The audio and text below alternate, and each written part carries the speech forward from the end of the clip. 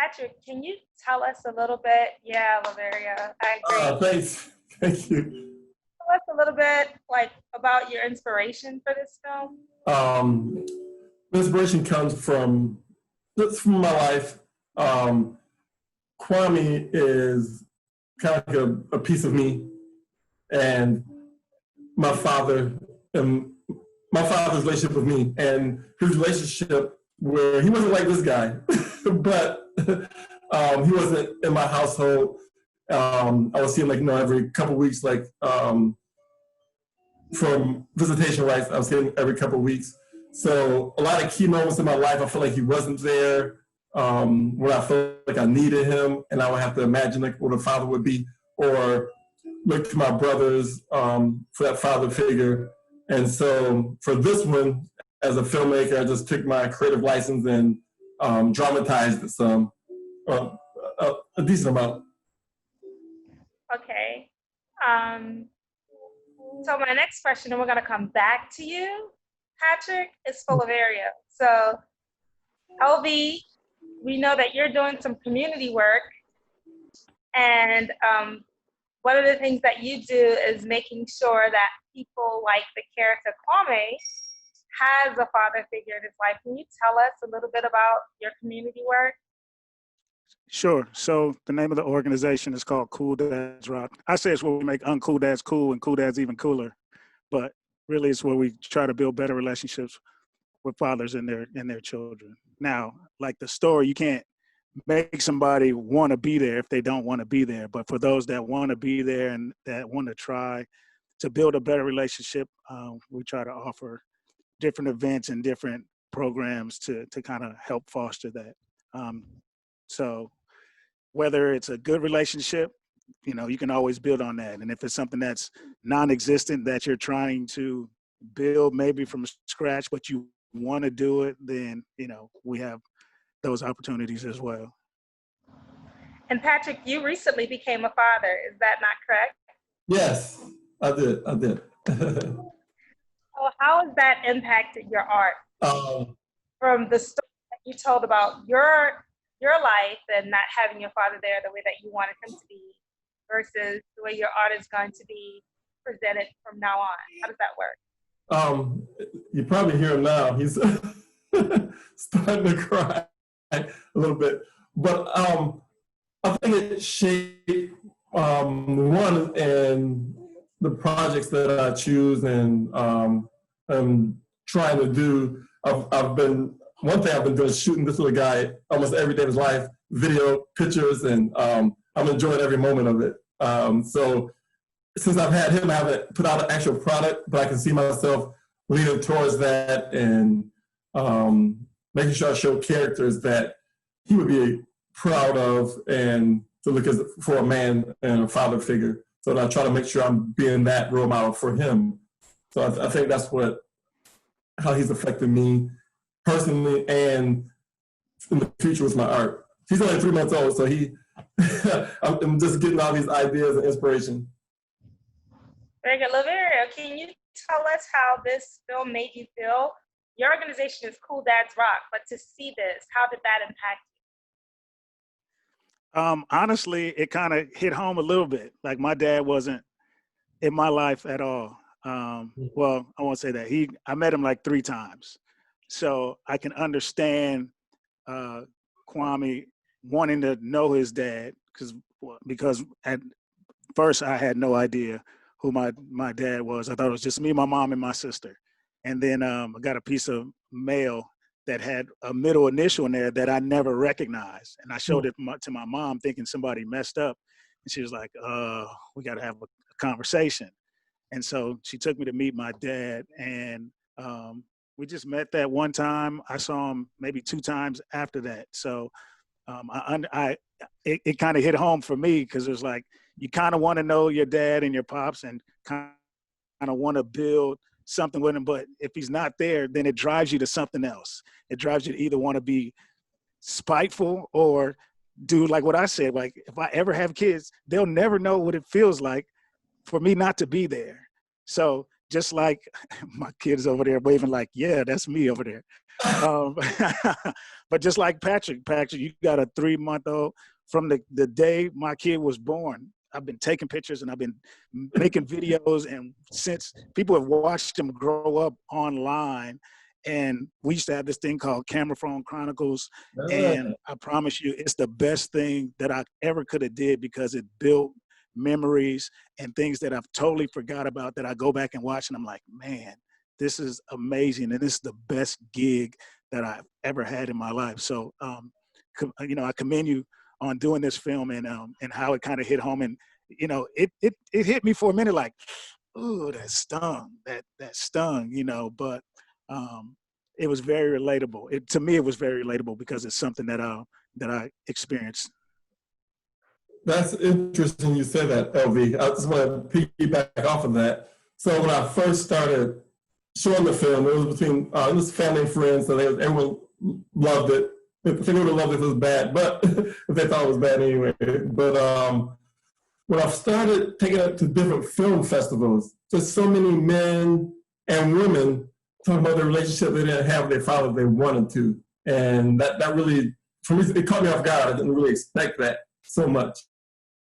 And so that was just one thing that I'm happy that touched people and hopefully inspired people too.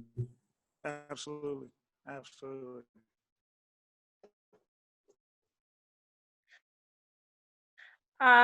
No, when Keith comes in, because we'd like to add him to the conversation. But so far, do we have any questions from our attendees? Any questions, comments, insight on the film that they'd like to add as a part of the discussion? So I'll chime in while I have an opportunity. I think with, sons and daughters, the whole dad component, when you're a child, it does depend on what type of person you are. It impacts us differently depending on, your personal makeup.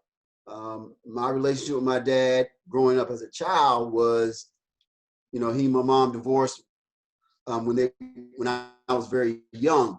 I was born to very young parents. And so he was very young when I was a kid and still in the streets and didn't have time for me.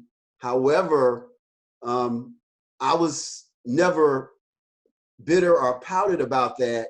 And when I did see my dad, which was every couple of weeks at my grandmom's house, which was his side of the family, as long as he could give me some money to go to the movies or go do something with my friends, I was cool. And as I look back on it, I don't know why I associate that with like him loving me or him caring about me.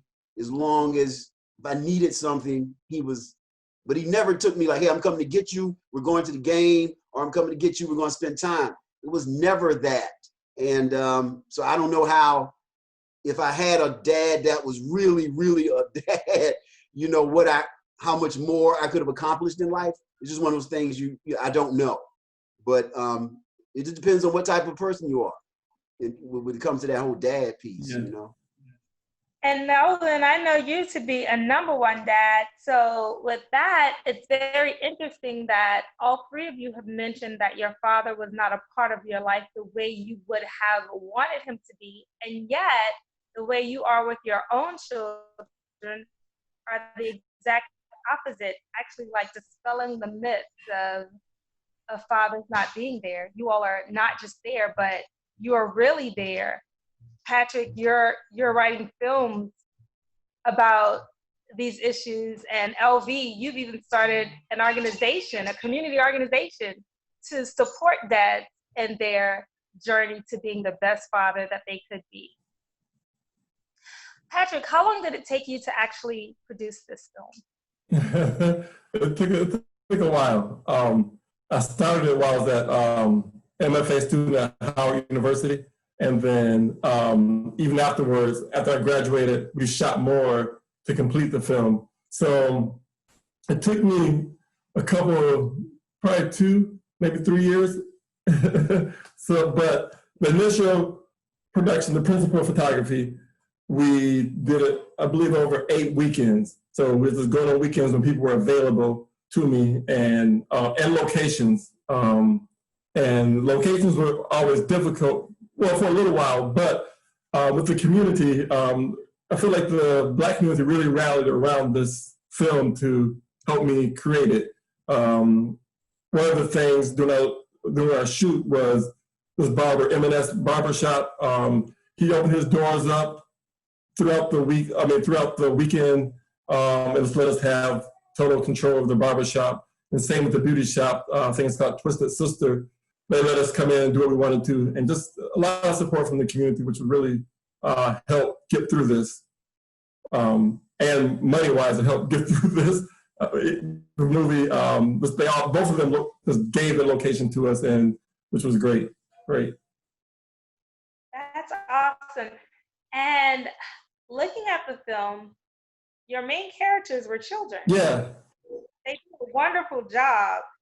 Kwame, especially as the lead character, what were the challenges in working with children as principals in the film? It was challenging because I've never worked with kids before, and with them carrying the film, it was hard to. But one of the things I did do was when I casted Kwame, the main person, I built all the other characters around him that complimented him, except for the dad.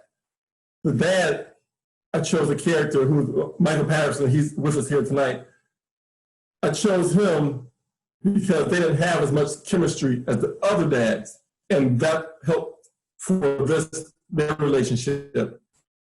And I never wanted them to really act together or do the scenes until the very minimum, just so I can keep that relationship with them not being a tight bond, which is opposite of the other characters. I had all the kids, I took them out to eat, just took them to different places to play, just so they can build that camaraderie because they didn't know each other.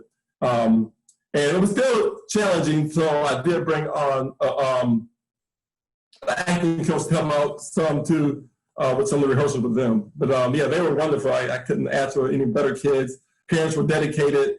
The oldest one, right now, he's 18 now. So he's just entering film school. He's going to be a filmmaker. And the girl too, she's musical arts. So she's going on to the arts as well. So you'd say you were somewhat of a dad to your cast while you all were right? Yeah, I guess I could see that. Yep, I was. Yep. Very good. Kimberly, do we have any questions from our attendees that they'd like to ask any of the panelists? You already asked the question, which was how long did it take for him to shoot the film? There are a lot of amazing comments. Darlene Drew said, "This is our second time viewing Patrick's film. The Drews love it and love Patrick. A very impactful message that resonates with many children and adults. Kudos to Patrick and his team." And then Michelle B also said, "I enjoyed watching it. Watched it with my 10-year-old who was going through something similar as the character." Very good. Darlene Drew is a big support. She's her and her husband came to the screening that I had at Georgia Tech, I think. The Georgia State University, I had it there. So she's always been supportive. So that's been great. Will, do you have anything you'd like to add as a filmmaker and watching this film? How does this make you feel watching this film, Cut My Hair, Barber? It's interesting you say that because I actually had a similar incident with my dad. When I seen that scene, I grew up single parent, me and my 2 little sisters. And I remember at 10 years old, I was having a conversation with my mother about, my father, who supposedly wasn't around or whatever the story was, that my mom had told. And I was interested one day in finding out about him. So she was like, okay, so she beat me to it. Beat me down. She put me on the phone with him and we called him. And when he got on the phone, sort of the similar reaction like in the movie, he was like, what do you call me for? I don't have no money. And they hung up the phone. Mm. And so I just kind of looked at the phone and was just like, he hung up. And she was upset But at the time, I had spent so much time as a son just with my mother, and most of my peers didn't have their dads around, that it was kind of like, oh well, and I just kind of went on through life, and I always knew that if I became a father myself one day, I would never want my child to have had to go through that. So I resonated with it, when he was just like, why are you here? Even, and I know my mother, she tried her best with that, but to try to give me an opportunity to at least try. I really got that through film. So, and I thought the film was great. You guys had some great actors. I'm interested to see the actor that played Kwame, see what else he's gonna go on to do. And it was a great story, man. I enjoyed it as a fellow filmmaker. My props to you, brother. I appreciate it. Yes. I missed your film. I would love to check your film out. Definitely. Are we able to speak? Hello. We have Michael Patterson on. I myself would love to hear his depiction of the character, and he's the dad right now, just to see how he dealt with that. I haven't seen this movie in a while, so just Can interested everybody to hear hear his Okay. feedback. Hey, everybody. First of all, I am not that guy. So, You're a great actor. Thank you. I'm a father of three. I had one in college, freshman year, a little girl, my baby. She's going to be a junior this year. And I got my youngest son in LA, who is 10, and he's in elementary school, of course. So I love my kids. They are my world. Just like my brother said in the green shirt, they're real dads rock or something like that. I'm sorry, forgive me. Cool dads rock. Cool dads rock, man. I want to get that shirt too. But I was going to say, I forgot what I was going to say. My goodness. Anyway, it's my best job to be their father. It's like the best gig ever is what I wanted to say. And when I got into this character that Patrick introduced me to, it tore me apart because I grew up without a father. My father was taken away from me. He was killed. But the thing is that my mother gave me great understanding of how good of a man he was, and he loved me for the year and a half that I was, able to, I didn't really know him, but I was, he helped me until I was a year and a half. So I romanticized, if that's the right word to use, about my father and the great things that he'd done and stuff. And he was a martial artist, so I became a martial artist like him. I was a sports guy like him, and just treated women well in my life. My mother, my aunts, my everybody. It's just that I tried to emulate him, and so trying to be somebody opposite of like my father was, it was hard. And I had my kids with me on set, actually, my daughter and my son, my oldest son, and they were like, every time that I did a scene, they were just like, Dad, good Lord, you're mean and all of this stuff like that. And I had to explain to them, I sat them down and let them know that, hey, this is, I'm playing a character, but this is not your dad, and I'm not faking that I'm a good guy or anything like that. So it's impactful. It impacted my kids. They really didn't like to see the way I portrayed this character. Mhm. And so it was hard. I really thank Patrick for allowing me to be somebody totally opposite of myself. And of course, being an actor, you're going to have your challenges to do things that you're not comfortable with. And that's basically what I can say. I'm not that guy, but I've done other films afterwards that I portrayed a good father finally for, and so if you all would like to look at that, I can give that information to you as well. But Patrick, you're amazing, Patrick. I love you, brother. You're my brother from another mother, man. You're amazing, great visionary, and thank you for allowing me to be a part of it. I appreciate you, Michael. I have a question for Michael. I just want Yes, to know, sir. like, where'd you get the motivation to play that part? Like, where do you have to dig into, being that you're the complete opposite? Like, how do you dig into that character where you just have to be so cutthroat and just kind of be so, where your kids are like, damn, Dad, who are you? We don't even know who you are anymore. Well, I had a friend and elementary school, his father.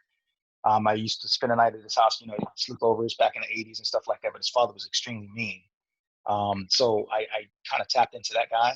I remember watching him just give him really bad whoopings for no reason, saying he hates him, things like that, talking bad about his mother when the mother wasn't there, stuff like that. So I tapped into that character. I tapped into Blair Underwood's bad guy roles as well. That dude played some very good bad guy roles. So I tapped into his character. And then I just, you know, basically became the opposite of who I am. Everything that disgusts me about bad fathers, I tried to become.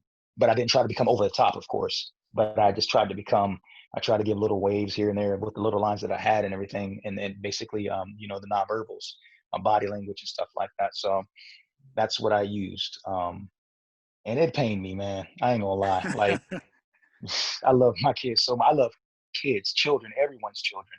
So to play that role and to understand that there's so many fathers out here that don't want to have anything to do with their kids. It pains me. It hurts. It physically hurts at times, man. It's not good, especially with the way our world is now. We need fathers in every household now, you know.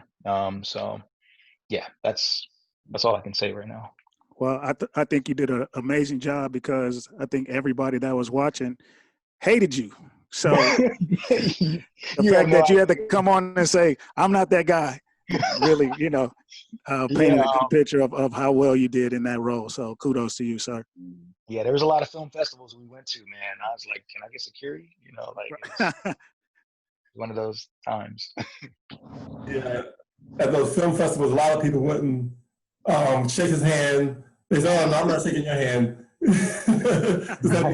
Nobody would really connect with him. They just kind of walked past him a little bit. So yeah, I remember that. Yeah, sort of did my job, I guess. You absolutely did. You did your job. So we've heard from several of the fathers on the panel, an actor, even our executive director. So my question is going to start with you, Patrick, but I'd like for the rest of the fathers, LB, Michael, Melvin, to jump in, to chime in when they can. So you didn't have the role model that you wanted as a father in your life, but you all became extremely productive citizens who are impacting other people. Melvin as an executive director of the Atlanta Black Chamber, you as a filmmaker. LB had started his own organization to support fathers in the community in general. Will has his film company where he's impacting people. Who were the actual male role models in your life that helped you become the person that you are? I'm glad you said that. I mentioned my brothers. I was look at my brothers. I'm the youngest of three boys, and I would look to them, what they were doing as men, and I would also had an uncle who was married, raising three girls. I would look to him because I was watching him. He's in their life every day, helping them with whatever sports and academics that they need help with. So I think those were the main ones that I looked towards. And in the movie Kwame, I tried to give him someone, as a male figure to look at, which was the pastor. He had more scenes, but we ended up cutting that. I was trying to give him some stability, at the same time having him know that even without the father, he can overcome. That's what that speech came from at the end. So so that's what I was looking to, mostly my brothers. Anyone else? Yeah, sure. Go ahead, Mel. I was gonna say, so for me, it was my best friend's father. So my dad was, I mean, my dad's so dope. I mean, he was in the streets. He was yeah, you know, I mean, you probably look at me, he's like, wow, Melvin, that doesn't fit you, but I mean, you know, it's real life. That's the way it is. My best friend's father had a good job, drove a nice car, had a family, had a nice house. And so I'm just so grateful I had access to someone, and I could look at him and say, wow, I want to be like that. And, I don't have to be this way. I can do it right, and I can have those nice things and do it the right way. So yeah, one of my most important role models was my best friend's father. For me, well, my mom was 9 of 12 kids. So she had a bunch of brothers and sisters who had a bunch of kids too. So I had 1,000 cousins.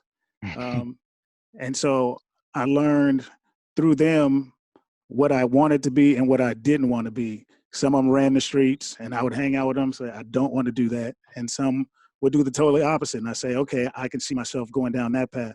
But specifically, my mom's oldest brother, my Uncle Bill, who was a small business owner, he was actually a contractor, probably the largest minority small business contractor in California, known up and down the state, but was just a man of integrity, of honor, taught me how about business, how about character, about how to treat people, how to treat women.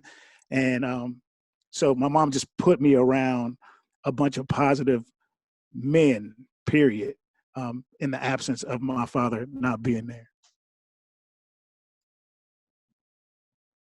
I can say something. My role model would be this guy named Felician, who introduced me to Christ in church. After that, it became God, who became my father figure until I became into my early mid-teens, where my best friend's father from high school, he was like the epitome of a great father. And I would always come over to his house after school every day, and I just would see things that I'm like, wow, this is what should be done, And so to this day, I call him my father at times, and my best friend is my best friend forever. So that atmosphere helped me out a lot. I would say my track coaches as well. They gave me a lot of great things as well. But yeah, that's how I could see the role models in my life that helped me and mold me to be the guy that I am today. Will, would you like to add anything?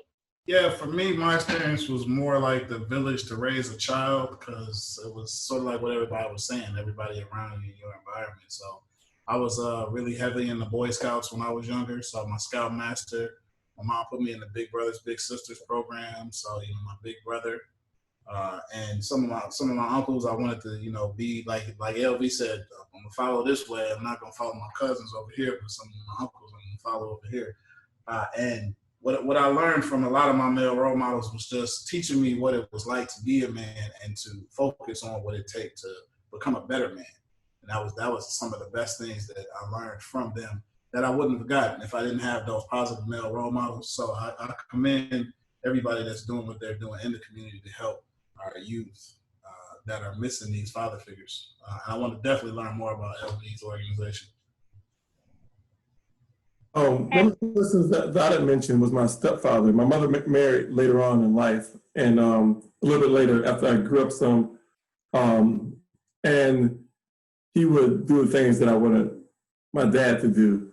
Come to my PTA meetings, and taking me different places out to eat, coming to my sporting events. And I had a strange reaction where I just was happy he was doing it, but I felt a little bad because I wanted my father to be there doing that.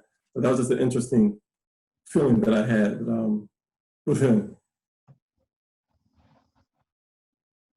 Do we have any single mothers on the line who would like to ask a question of the panelists? Maybe how you can navigate a certain situation with your own son or daughter?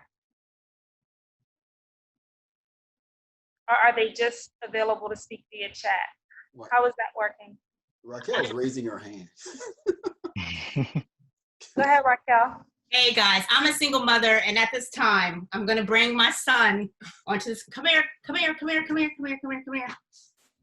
This is my child, my son. Hello, everybody. The movie was great, by the way. That was great.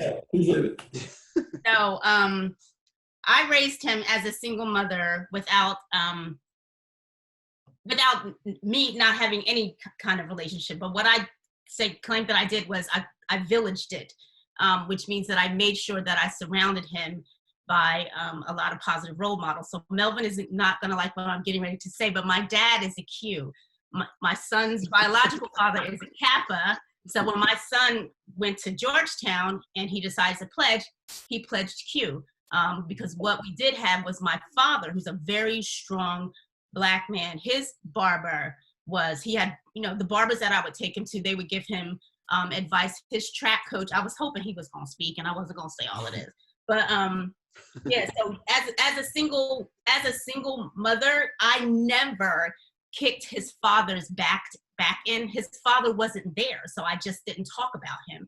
I literally raised my son as if it was just me, and I never had anything negative to say about the other participant because he had nothing to do with what I was trying to accomplish with my son. So I don't know, Cameron, do you want to add anything, or am I putting too much pressure on you? No, you good. I love talking. No, I would say that I really thought that the irony of his profession being a barber, where I think as Black men, especially like for me, like that was where you had some of the dopest interactions with Black men. The best conversations, the most raw, just like unadulterated. Hey, being a man means this, it means that. Your mom's not here, right? You go down the street, get a haircut, and you meet all these Black men, and y'all build relationships, and you keep coming back every week, right? So it's like the irony of his dad being a barber, right, was so cool. It was such a cool use of that profession in a way to kind of like challenge that motif there. So that was dope. I said that's what I thought when I was watching the movie. So I really wanted to say that. I'm glad you mentioned that. So that, for me, my family owned a barber shop, and that was, which I think is for a lot of Black boys, that was kind of his rites of passage.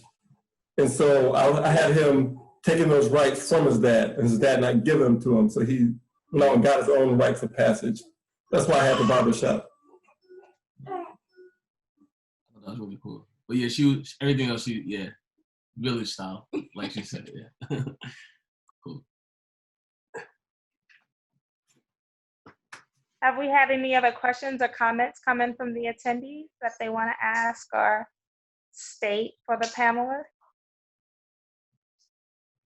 No, I don't see any additional comments or questions right now.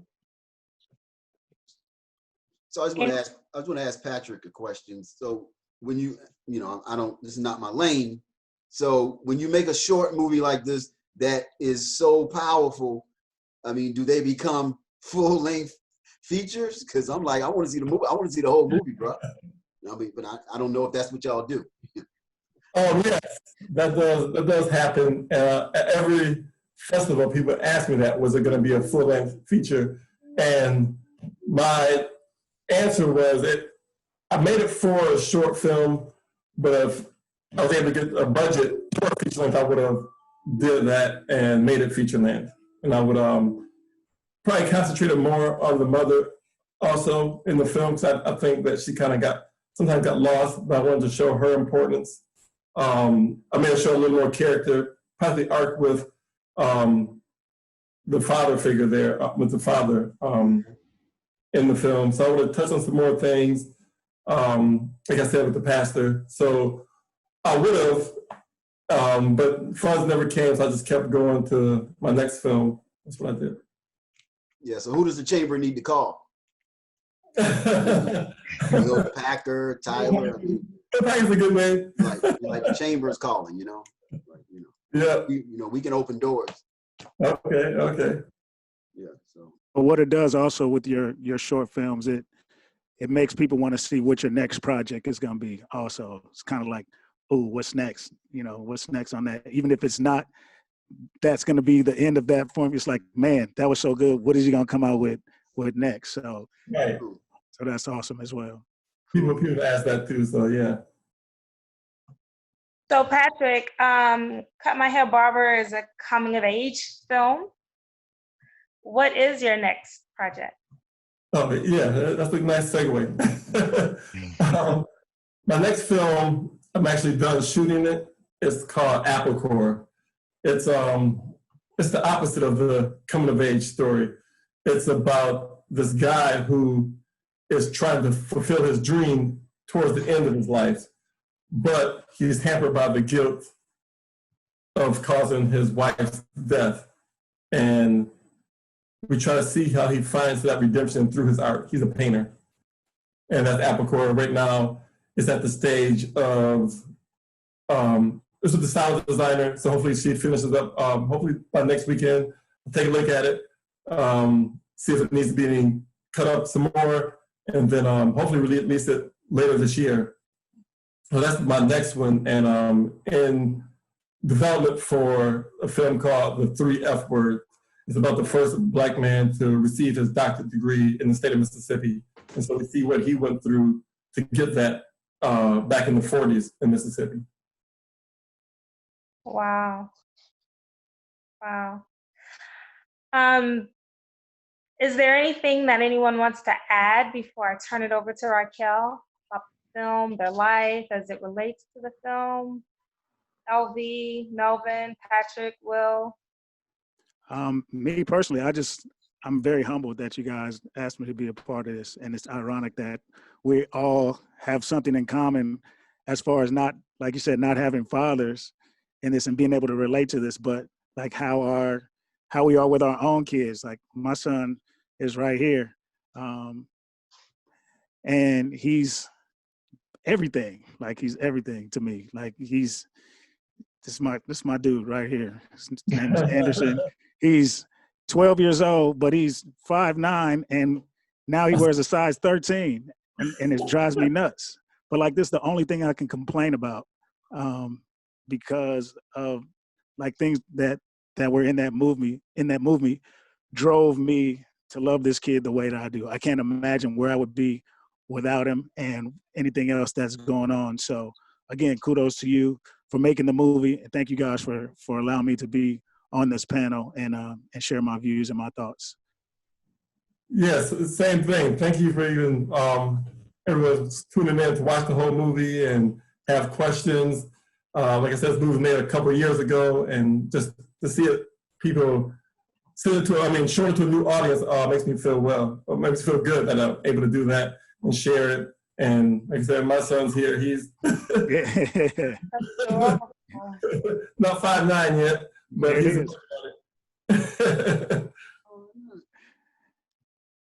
Good stuff. Awesome. As far as the movie, where else can people see it? Where else can it be viewed? Like if I wanted to say, hey, this is a great movie to watch. If I wanted to put it out to my organization's Facebook page and email distribution list and say, hey, you guys really should take a look at this. And I know there's some other dad organizations that I know and that I'm affiliated with that would love to see something like this. Where can they see it, or how can I get that information to them? The only place it is online is Kweli TV. It's KWELI TV. It's a Black-owned streaming service, so it's Netflix, but Black-owned by women. And so yeah, please check it out and support her and her company. She's out of DC, I believe. Yeah. And LV, how can anyone on the call be in touch or participate with your organization, Cool Dads Rock? You can go to our website, which is cooldadsrock.com. That's Cool Dads with an S, cooldadsrock.com. And then we're on Instagram also at Cool Dads Rock. And then on the website gives you a background of everything that we do, all the events that we hold and programs and what have you, and initiatives and things that are to come. So Cool Dads Rock on everything. I'll make sure, like Michael said, grab a t-shirt and make sure I support and visit the site. Yeah, absolutely. Thank you very much. Melvin, Will, would you like to add something? I thought it was powerful. I'm so glad that I was able to attend and didn't have a conflict, because I missed it when he did the the grand, not grand opening, but what do you call it, the premiere. So I'm just glad I finally got to see it, and I want the whole chamber to see it. So we still got to figure out something that we could do to where the chamber can see this movie. I got to make it happen. Appreciate it. So somehow I'm sure Raquel's got an idea about what we could do, but yeah, I want to see that happen. in the world. If you need an actor, Michael, he's in DC, he travels down to Atlanta for acting gigs. That's awesome. That's awesome. And I would just add on to what Melvin was saying. It's been a great opportunity to share this kind of conversation with the chamber and with the community as well. So I'm looking forward to more conversations. What this virtual film toss has allowed us to basically bring together so many people that wouldn't necessarily come together. And so I'm excited to see what we're going to continue to do in the conversations we're going to continue to have. Madam Chair, your final thoughts? I thought it was a great movie. That was my second time seeing it, but it still shocks me, the bluntness of the father just basically telling his 15-year-old son that she was supposed to abort him. That is always traumatic for me to experience that. So I think it was a great piece of work. And just like everyone else, I want to know what happens. I want backstories. I want to know, who does the father ever come around? Like, would you develop that? Would you age them? And I don't know.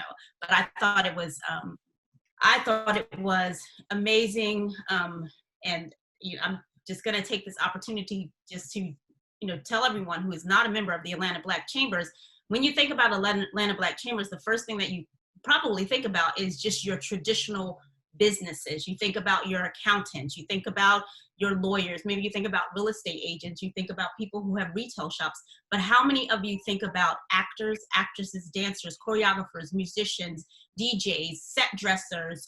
The list goes on.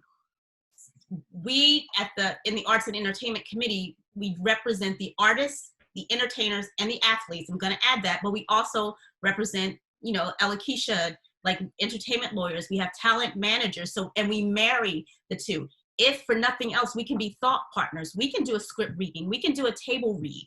We can schedule intimate conversations. We can help you audition your actors and actresses. We can be a buddy for you. You send me the script. You have a script. You want to read it to me? Let me know. I will play, woman number 2 in the corner of the grocery store. Or we can find someone in the chamber who can.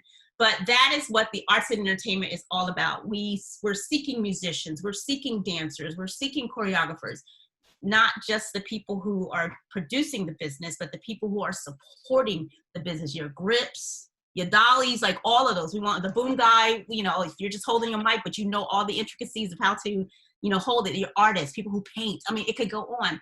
Arts and entertainment and sports, it's everything. This is maybe the secret weapon for the of the Atlanta Black Chambers. And one of the things that I do want to say, and I'll just try to make this brief because I am a rambler, is that when things cannot be said point blank in someone's face, you can dance it, you can paint it, you can create a piece of art, a film about it. Art is the way that we can communicate the unsaid, the unspoken, and the art is the language of the spirit.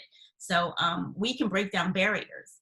We can introduce topics that people are afraid to talk about. And that's all I'm going to say. You mentioned Dr. D. I don't want to interrupt, but I just want to know, with the filming, does any of the guys that do the filming submit it to like the Bronze Lens or the Kingdomwood Film Festival when they call for their movie submissions for the year? You talking about Come Out Here, Barber? Has that been at Bronze Lens? Bronze Lens and Kingdomwood Film Festival. Those are 2 Black-run film festivals that are always open for submissions of new artists and new developers and screenwriters and that sort of thing. And I was just wondering if you submit your material to both of those entities, as well as a Peachtree. Bronze Lens I did do, and yes, I'm a good friend with Kathleen Bertrand, the founder, but not Peachtree or Kingdom Come. I've not submitted it there. Kingdomwood, no, I have not. But thank you for those. I'll make sure I write those down so see when the submissions are opening. please do. Thank you. All right, and maybe we don't have the capacity now because we are a growing committee, but we can do it. We can do our own film festival. Yes, Have exactly. talent right here in the arts and entertainment Exactly. committee, and everybody knows somebody that knows somebody. I mean, we know Will Packer. He's at the gathering Right. spot. He's probably not that hard for us to Roger Bob. reach out to. So Mhm. those are things that as we grow, will continue to grow, that we really want to think about. You know what they say, if there's no seat at the table, build your own. Kimberly, your mic is unmuted. Did you want to say something? No, I was actually going to mention the question that Ms. D just asked. I saw that she had typed it in the chat. But that is it. We've put everybody's contact information in the chat. So we have the Instagram handles, websites, all of that good stuff so that everyone can stay connected. Raquel, were you supposed to say something about Keisha's event? Yeah, we're getting our illustrious Okay. Kelly. So Raquel, let us know what's going on with her next event. All right, Will, are you prepared to show the artwork?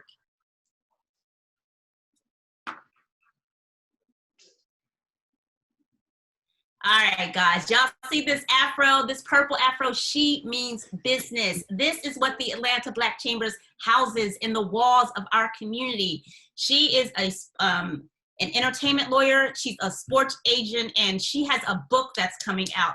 And you know who is best to talk about what this book is all about and to tell you what's going on? This is the October 28th version, but we have one coming up. There are going to be 4 of them. And the first one is July 22nd. Is that right? And then it's every 4th Wednesday from July to October. So October 28th will be the last one. And we're breaking it down by the specific topics that Keisha is going to tell you about. Absolutely. Thank you. First, I want to say, Patrick, good job with the film. It was just so powerful to me. Within that short period of time, you was able to cover so many levels of things. And I too, like Raquel's son, was just really shocked with the Barber situation at the end. One, it's like he went through his emotions, he owned it in the end of healing.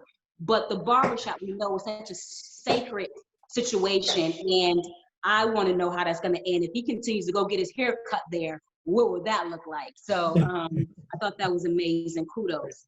With the Code Be Code, 4-part web series, we're going to talk about the 4 parts that the book covers, which is copyright, trademark, right of publicity, and contracts. And what the book does is empower athletes, entertainers, entrepreneurs, and anyone who can benefit off of gaining information from those 4 areas. And I empower especially those vulnerable groups who have been in a position to be taken advantage of and or just didn't know. And so they have given up so much of their rights and value to the other side of that table. So I'm starting to get their wheels spinning in their head on what you need to think about when you come to that table, how you are the business and you're offering a service or product through your talents and gifts, and what you need to know, and why we are even conditioned in the mindset that we're conditioned. So I touched on some history. Anybody that knows me, when I drop those nuggets, I'm dropping them to empower you holistically. So that way we can focus on not just economic inclusion, but on ownership and just doing it right. So I'm dropping in those 4 areas. And with the web series, I'm going to drop some seeds, open the floor up for Q&A. It's going to be very interactive. And I'm going to also give you something tangible to walk away from those sessions with, so that you can remember what we talked about. And I've seen Keisha present before. She is powerful. You guys can make any of these webinars, preferably all of them, but any of them, you are going to be blessed with a jewel. And if you can't make all of them, hopefully we'll have opportunity for you to see it, because what I'm going to do is it's a buildup. Copyright cross-X with trademark with right of publicity with contracts. I need you to understand how they all work together, because when you're protecting your rights, you want to protect it all avenues that's offered to you. You don't want, as a film writer, for instance, we may copyright your script, but when you're sharing it and you're pitching it, you still need a contract because there's certain elements in that script that won't be copyrighted, right? So there's certain elements that they say, okay, this is zero, it's too thin to cover. But if you cover it in a contract and you see your script out there used, now they've reached a contract.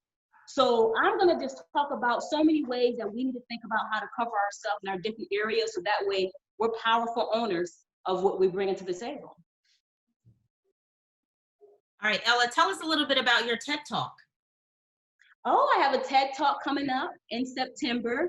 And the TED Talk, the theme that TED has, and it was ironic, it was before all this happened with the social injustices that hit really hard, is our neighborhood, my neighborhood, our world. And so the theme was right on, so you know I'm gonna go in on that one. My neighborhood, our world, and I'm gonna talk about something that is going to impact us from starting with our neighborhood that can impact us in our world. We're not allowed to say what it is, but I'm gonna go in and I'm gonna use everything that has been happening and what we need to focus on for change. And just know it's gonna be that. Thank you. And before we move on, let's give our moderator, Akita Patterson, a round of applause. Thank you, Akita. You, girl, you did that. Thank you so much. Thank you, girl. We are so honored to just have you in the presence and have you as a member of the Arts and Entertainment Committee and the Atlanta Black Chambers at large. We just, you know, you are a cutie, and you are all that. So thank you. Okay. All right, guys, the time is now 8:30. Akita? So you wanted to do a hangout, correct? Yeah, so basically the hangout is, it's 8:30 right now. We'll stop recording everything. Those of you who have to go and have other things to do, this is where you can sign off. The rest of you who want to kind of hang out, well, you know, we're booked till 9:30, but let's just do this until like for 15 more minutes, so 8:45, and just talk about maybe some things you still want to touch on with the film. Talk about what you're doing. Michelle B, if you're in Atlanta, let's get you signed up to be a part of the Atlanta Black Chambers. And Christian, I'm not sure if I don't think you're a member, so anyone that's out there listening, Michael, I would pressure you, but I know you're not in the area, but we do have chambers from New York who are right now. Is it possible? I could do it.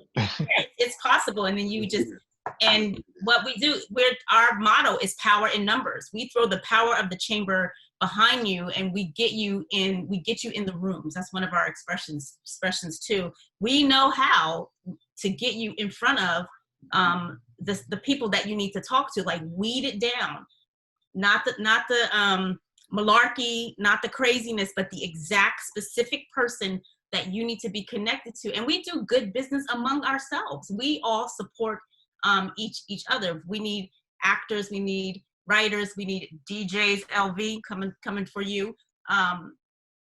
We really do. We go to ourselves first before we reach out. We exhaust our entire list.